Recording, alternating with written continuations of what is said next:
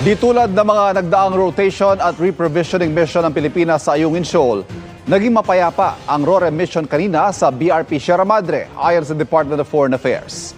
Yan ang unang mission doon kasunod ng pagkakasundo ng Pilipinas at China para mapababang tensyon sa West Philippine Sea. Sa mga nagdaang rotation at reprovisioning mission sa BRP Sierra Madre sa Ayungin Shoal, ilang beses nakaranas ng pangaharas ang Pilipinas mula sa China Coast Guard. Umabot pa sa puntong may nasugatang sundalo gaya noong June 17, ang itinuturing na pinakamarahas na pangaharang ng China sa resupply mission ng Pilipinas.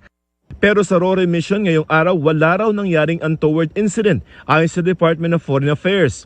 Ito raw ang unang RORE matapos magkasundo ang Pilipinas at China tungkol sa gagawin sa Ayungin Shoal para maiwasan ang hindi pagkakaunawaan at maling tansya na hindi nasasakripisyo ang mga paninindigan.